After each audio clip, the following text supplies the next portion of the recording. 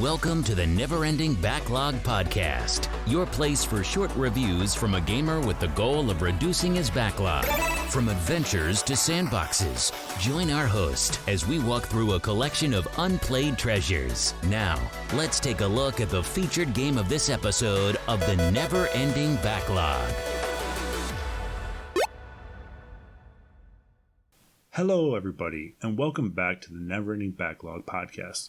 Today we are reviewing a game that I had purchased originally for my daughter, as I was a huge fan of the Goosebumps books when I was young. I remember whenever my family would go to the nearest city, we would stop by the pharmacy/bookstore combo, and I would always purchase a Goosebumps book.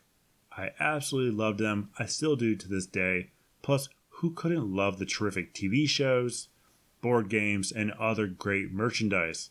Recently, we got back into Goosebumps, as Sony has done a great job releasing spooky movies. In fact, we've been happy with most Sony movies lately.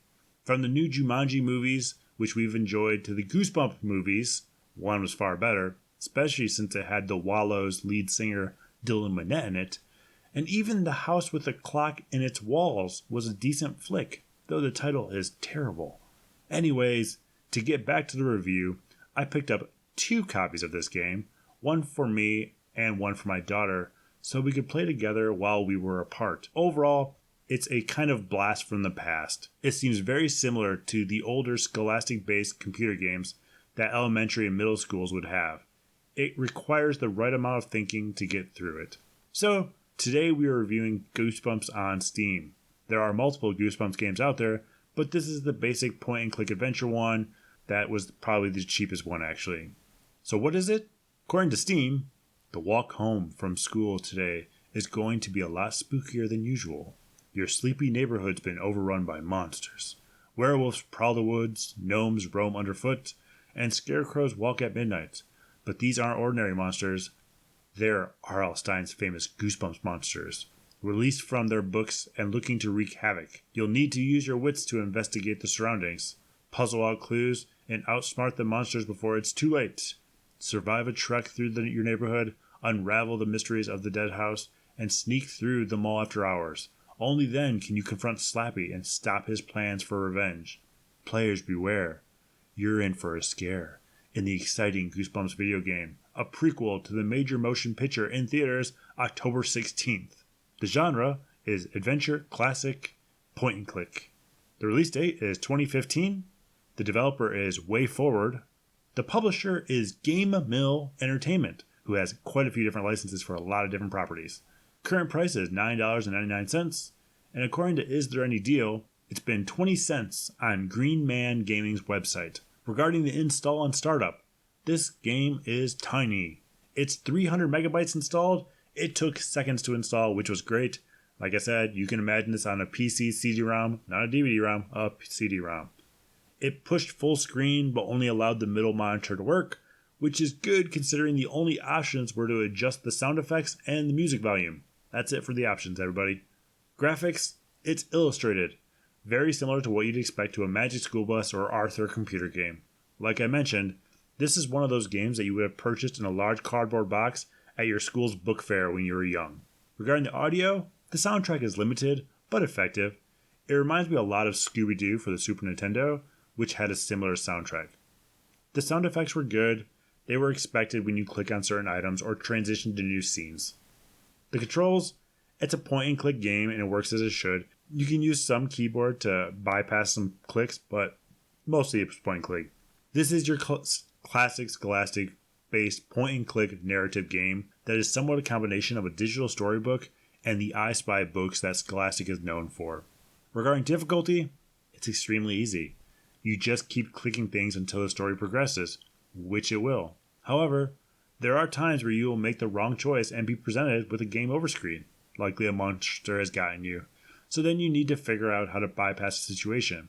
Overall, it's a clever, puzzle-like point-and-click game that isn't too challenging. Regarding achievements, I have earned 3 out of 44 achievements. You get most of them for progressing the storyline. Enter this house, see this monster, so on and so forth. So regarding the pros for this game, if you like Goosebumps, then you will likely enjoy this game. It's similar to the Goosebumps movie that Sony released in that it contains a lot of the various Easter eggs to the Goosebumps novels. Plus, like I said, it's a prequel to that one.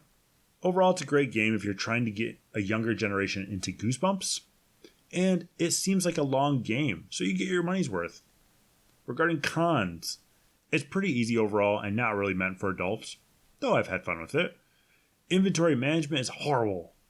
After I walked through 4 to 5 rooms, I had about 3 to 4 pages of inventory, which was a couple dozen items, and most of which I had no idea if I actually needed it in the end. There are no way to change any options, not even in windowed mode, so I'm sure Alt-Enter would give you that option, but options are very limited nonetheless. Controls are also funky. If you are using the mouse, be prepared to click to open on an action item, and then click again to either look or act on it. You will do this a lot. You can also use E and Q and use the arrow keys, but it's still a rough control scheme overall. So do I recommend this game? If you have children or are a huge fan of Goosebumps, then yes, I absolutely recommend this game. I would have liked it more if I would have purchased the physical edition, if that even exists, since this game does bring back a strong sense of nostalgia from the classic book fairs from when I was a child. Now I just want to watch Wishbone, Arthur, and Clifford the Big Red Dog on PBS to be fully taken back. This game is rather easy, so if you're looking for a deep challenge, look for other point-and-click games. I've reviewed quite a few of them so far. Check in some other episodes. But overall, that is Goosebumps. It's a fun game.